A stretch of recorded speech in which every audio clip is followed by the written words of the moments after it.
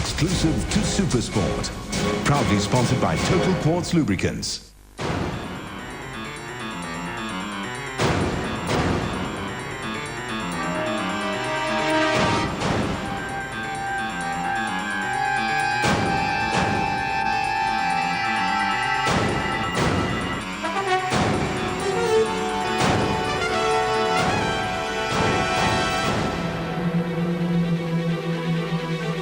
Leg 12 of the Dakar 2002, and some people arrived from yesterday's stage only this morning. Not a good day for Finland's Kari Tiernan. He fell hard and he's out of the rally.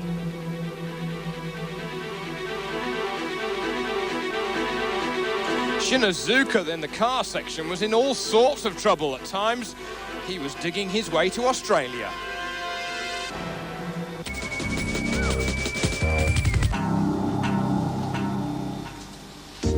Sad news emerged late last night on the Dakar when a Toyota support vehicle had an accident on the road section to Tajika. Daniel Verge unfortunately lost his life in the incident, whilst the 3 other people in the car suffered injuries, but they are recovering in hospital and will return to Europe very soon.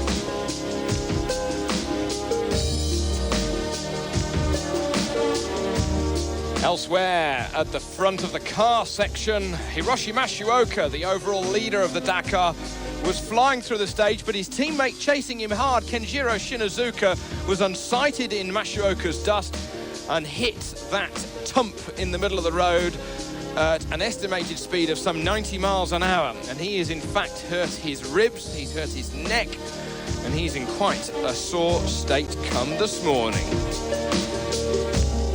Other people were digging their way out of the stage, and the sand was just never ending.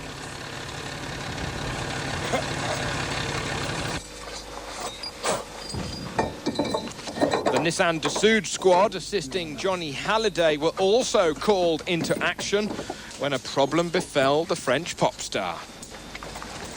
However, in true mechanic style, nothing is a problem, and soon René Metsch and Johnny Hallyday were gloves on, crash helmets on, belts, tightens, and off they went.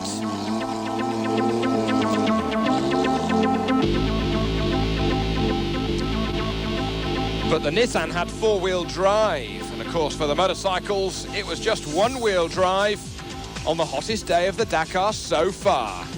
The dunes were as soft as talcum powder, and it was a stage of some 467 kilometers in length.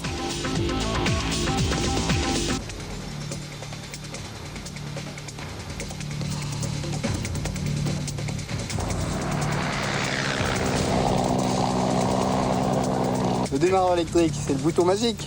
He says the electric starter, it's just a magic button, but without power from the battery, it won't work.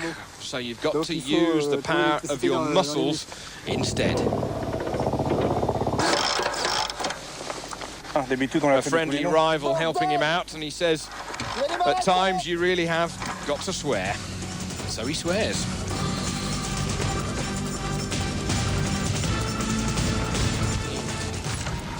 Other people were having starting trouble, and there's nothing like trying to start a hot engine in the middle of Mauritania during the height of the day.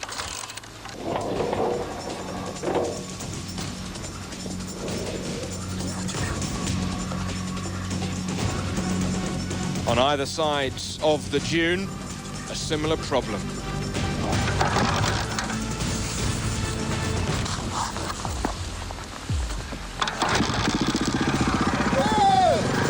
As always, there is light at the end of a tunnel, and off they go.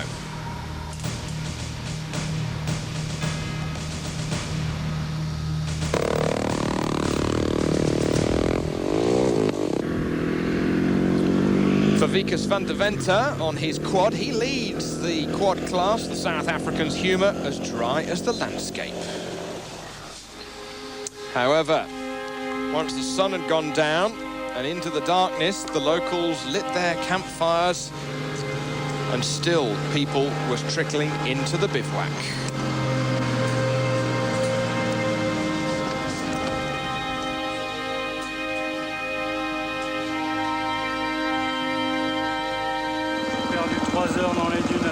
Says I've lost 3 hours in the dunes after I ran out of petrol. It's nothing though. We're going to keep going. We're going on. It's all part of the fun. What happened? What did you do? Oh, just going slow. Just going very slow. Hard style? Very hard. I think I would never come to petrol CP2. So far away. Swede Annie Seal arriving at 3 o'clock in the morning. This finish line official saying we've seen just half of the cars through, only 41 of the 75 out there. We've had 10 of the 30 trucks and we've had 91 of the 117 motorcycles that left the start. Ils sont pas arrivés. On va essayer d'arriver. Allez, bye.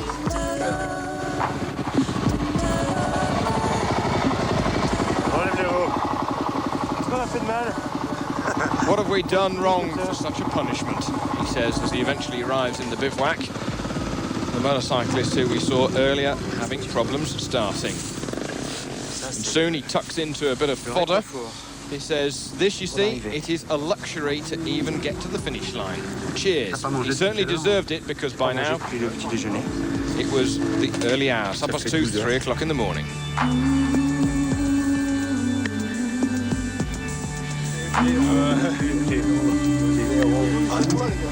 Les blaireaux, les blaireaux, les blaireaux, les blaireaux, les blaireaux, les blaireaux, les blaireaux, les blaireaux, Eh ben là, avouez qu'au niveau des paroles... La voix est travaillée, on remarquerait que... C'est la voix de Johnny. C'est la voix de Johnny après un concert. À que les blaireaux, à que les blaireaux.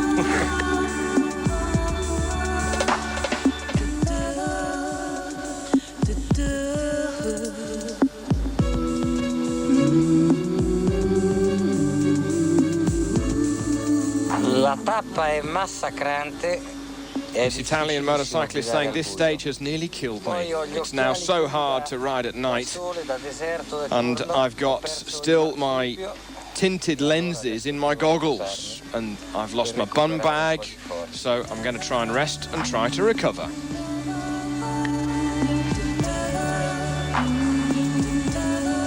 Problems for Laurent Bourgnon though, replacing a left front drive shaft. He says that we have been here now for some 4 hours.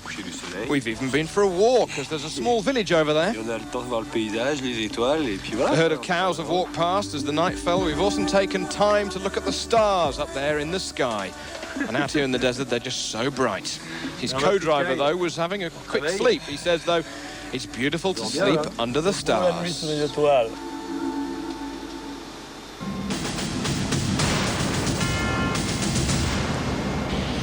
Today's stage then from Tajika to Tajik, stage 12 of Dakar 2002, 482 kilometres, that's 299 miles. And by the time the crews arrive into Tajik, 80% of the total route will have been completed when they get there. The white sands of Tajik are the trademark of the bivouac.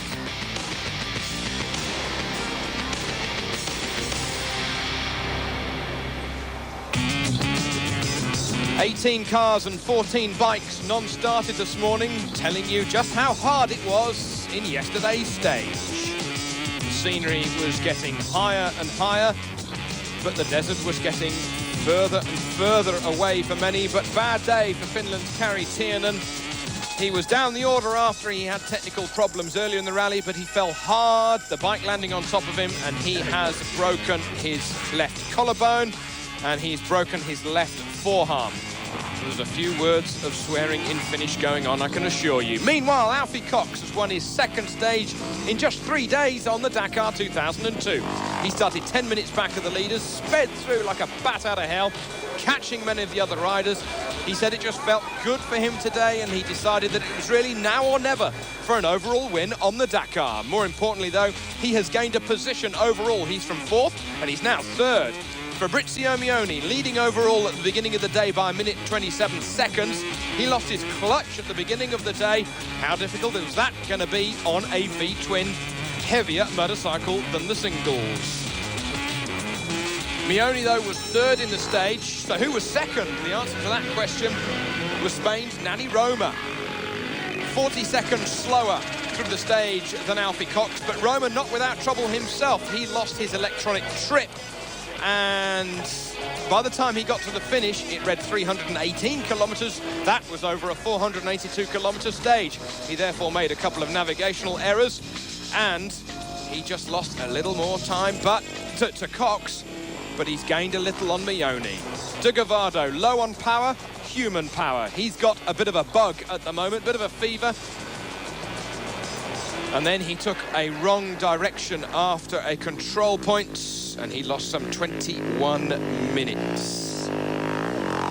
27 minutes, my apologies. On board with Pierre Quinonero. Remember, he won the opening stage of the rally. He says, I've got a picture of my mother on my motorcycle in front of me, so if I have a problem such as I had yesterday in the sunshine, I just look at her and she gives me strength.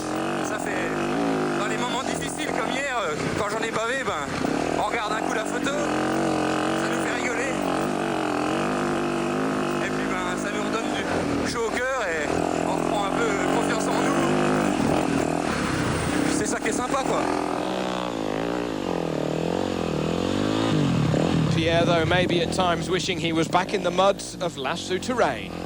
The victor of the opening stage on the 28th of December. Seems a very, very long time ago now. Eric Bernard was the first on the scene to assist Kari Tiernan, but he's going well. He's the leading privateer and he's in 9th position overall. Whilst number 65, Anders Uleval Ester, is inside the top 10, the Norwegian rider on his KTM. So there are the results. Cox from Roma just by 40 seconds, Meoni, Arkerons and Sala. But when you look at the overall results, the difference between the leader Meoni and Roma in second is just 0.05% of the total time that we have covered yet. It's very close.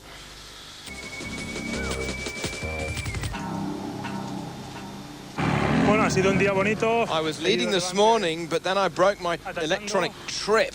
And I then had to use my spare one. I made 2 or 3 mistakes in navigation, but nothing really important. I tacked a lot because I would like to change something in this rally, because at times it's becoming a little boring. Well, Manny, it certainly doesn't look like that from our point of view. It's very close at the top. Here's Kari Tiernan saying, I don't know exactly what happened, because I looked back after I'd fallen for the reason, but I couldn't see anything that would have made me fall. I think I was not concentrating enough, because from yesterday I've had an upset stomach, and it's in situations such as this, when you're not concentrating to the maximum, that these mistakes happen. Ei toikaan ollut mikään edes paha paikka. En mä tiedä yhtään, että miten mä oon siinä kaatunut, koska taju oli pois ekaa kertaa mun uran aikana vähän aikaa. No, mutta ei muuta kuin rautaa vaan käsivarteen ja solariin, niin pääsee taas ajan Enduro MM-sarjaan. Well, for the second time in not very many days, the winner of the stage in the motorcycle section was once more Alfie Cox, and once more you did it by less than a minute. How'd you time it that fine? Well, you know, I think the last 2 or 3 days, the organisers have changed. Instead of 1 minute gap leavings, we're leaving 2 minute gaps. So I think to try and make better racing. So today I started 10 minutes behind, so I've been chasing down the leaders. It's been a hell of a dogfight, and for me the day just got better and better as we went along. I got to the refuel, and Roma was the clear lead at the refuel. He actually, I think, had pulled 4 minutes for the overall lead, and he said that the trip master wasn't working so well coming home. And you know, I'm in 4th place, chasing down 3rd, and I left the refuel 2 minutes behind De Gavado, caught him up, and it looked like he wasn't in a hurry. I thought, no, I must take my chance today. Passed him, put my head down, and I've chased Roma and Meoni the whole way to the finish. Won the day. And I'm so happy that 3rd place is looking very, very good for me if nothing goes wrong. Hopefully that fat lady is going to sing for me in Dakar. One of the best stages you've ever had on the Dakar? Yeah, I would say, because it wasn't an easy win. You know, normally to come from behind is very easy to win, but this was a really, really physical day. I mean, you had to be 100% strong. I mean, the last 150 kilometers home was a very broken road, very, very fast, and you know what it does to your hands, and you're just holding on for dear life. And yeah, I would say very good stage today, and one of the better stages, but not too many left, and hopefully we can get to Dakar. Your hands may have been hurting when you arrived here in the bivouac, but you seem as fit as a butcher's dog. I don't know how you do it. No, look, you know, luckily in South Africa, you know, we race for 11 months of the year. We don't have a strong winter, so, you know, it's one plus against the Europeans. You know, once August comes, it starts getting cold, and, you know, my summer starts right away then, and I can train. I normally train 5 days a week, so I can just continue my training, and I don't have to put anything extra into it. And physically, I'm just lucky I'm in good shape, and yeah, that helps you at the end of the Dakar. As we've seen now, only the weak will falter as we go along on the Dakar, and the strong will survive and do well at the end. Well, we look forward to seeing you on the edge of Lac Rose come Sunday.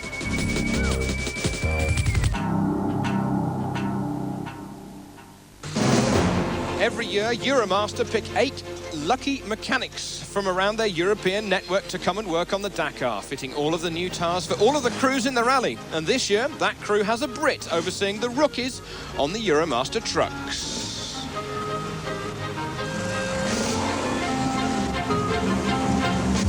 My name is Bryn Lewis, and I'm the Regional Operations Manager for Euromaster.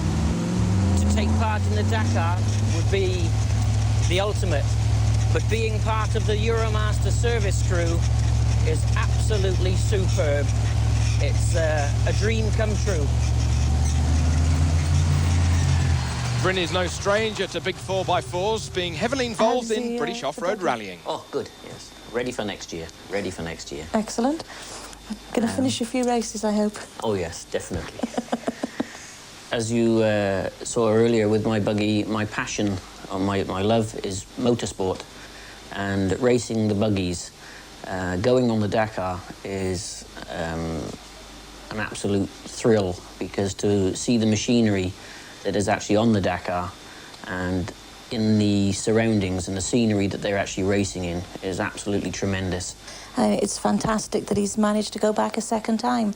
So, yes, we miss him, but it's all for a good cause, and it's as you said, it's his passion. So I'm very pleased that he's managed to have the opportunity to go again.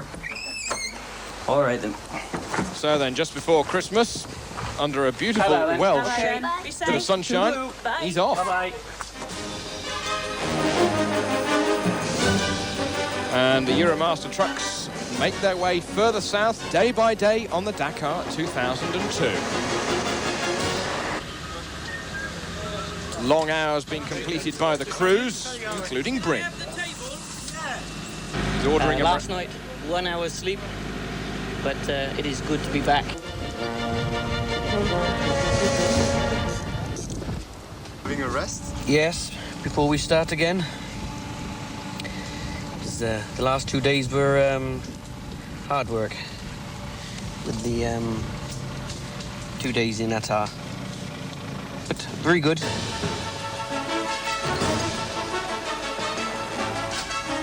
Bryn on his second Dakar, certainly enjoying all of it. Fitting the BF Goodriches, fitting the Michelin tyres. He's enjoying it. It is the best off-road event in the world, I think. And to be here for the second time was absolutely tremendous.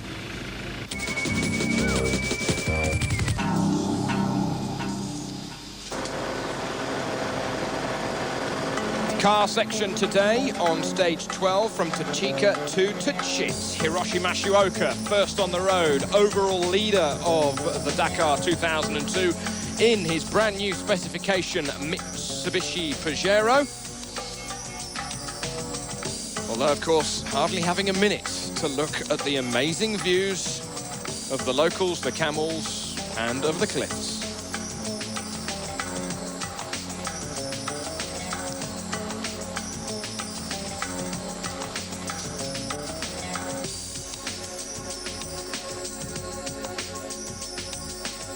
But coming up behind him was Kenjiro Shinazuka and also Jutta Kleinschmidt. Shinazuka trying to get past the 2001 winner of the Dakar. But then look at this, over the top of a mountain, Masuoka had gone first, Kleinschmidt coming second, and then Shinazuka at the back. Masuoka stopping and realizing that maybe he's made a mistake, but it's too late for Shinazuka at the back. He daren't stop in case he gets buried in the sand. All he wants to do is keep moving. He goes left, but then realizes he's gone down a blind alley. But look at the force of Masuoka as he bounds over the rocks. And then the severity of the slope not really being shown by our webcam from the helicopter. Andreas Schultz out of the car, guiding Jutta Kleinschmidt over those rocks, and soon Kleinschmidt was away with it.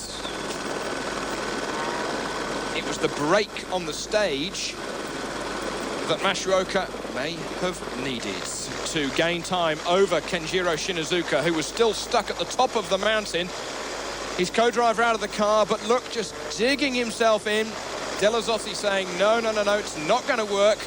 And then Shinazuka going backwards, but maybe that's not going to work either. You are literally stuck between a hard place and a rock. He lost some 15 minutes in the melee in there, but then Shinazuka was doing the same over those rocks, taking a bit of a risk. Maybe he'd take a puncture, maybe he'd damage the underside of the car, but the Mitsubishi by now in the Dakar having proved itself stronger than an ox. The winner today on the stage, though, Jean-Pierre Fontenay, with Gilles Picard alongside him, the all-French crew. Fontenay saying by the time he got to the finish of today's stage that maybe he wasn't going to win a stage of the Dakar this year, but today has been the day for Fontenay.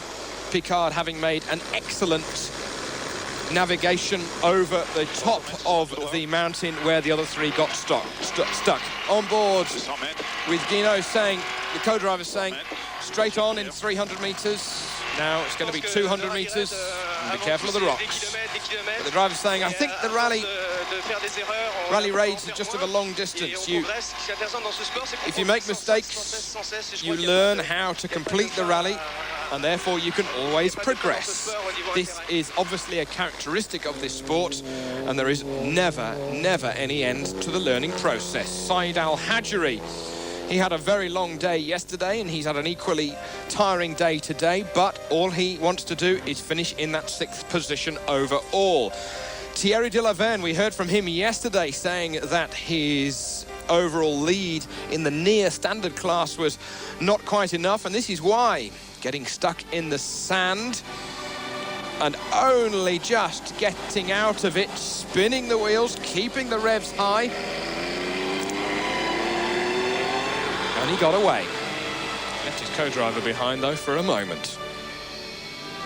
Gregoire Demavius, he fitted some stiffer sidewall tyres after Demavius had 3 punctures yesterday.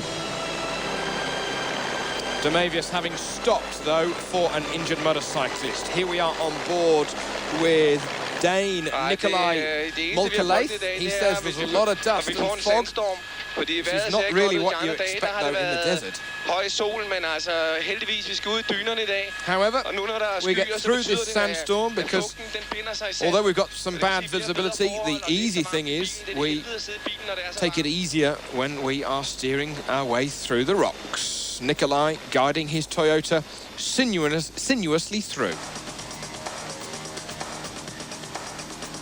So then, Fontenay having been confirmed as the winner of today's stage. Again, another monster, 6.5 hours ahead of Kleinschmidt, Masuoka, Shinazuka and Souza. Hiroshi Masuoka's lead now, nearly some 26 minutes over now. Jutta Kleinschmidt, who's gained a place now that Shinazuka goes down to 3rd.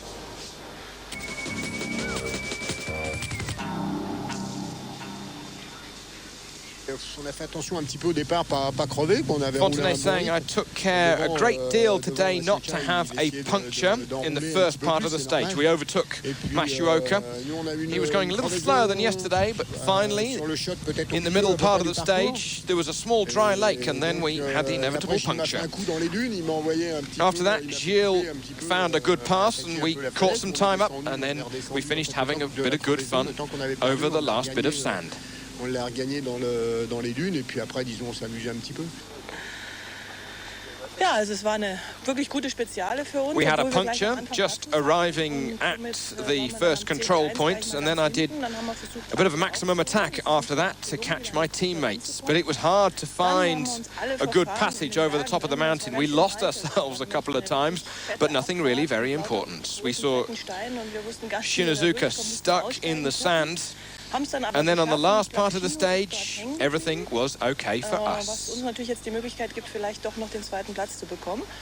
Ja, und ansonsten lief alles ganz gut. Jetzt warten wir, ob der Shino vielleicht nicht so bald kommt.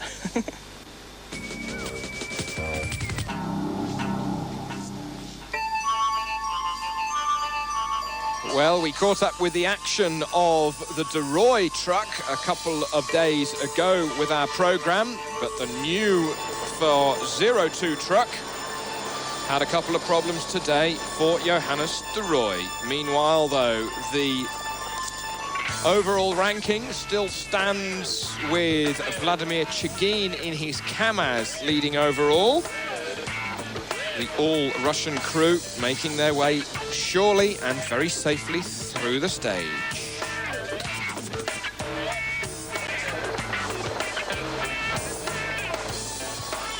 Brazilian Andre de Azevedo from Brazil with his Tatra. Still in second place overall. A long day for the trucks. Many of the trucks will, as last night, be arriving very, very late into the bivouac indeed.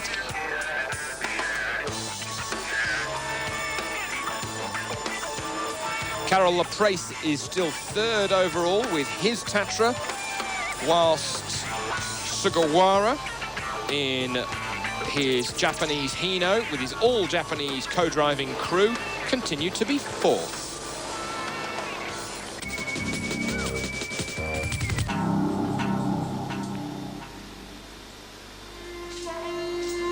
Tomorrow then, no movement of the bivouac, but another monster stage for the crews. It's around the boys stage with the GPS being neutralized, so it's the compasses and the maps once more.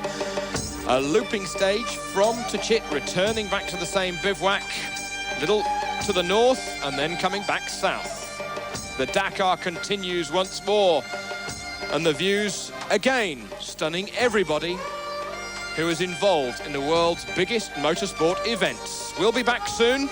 Make sure you're a part of it.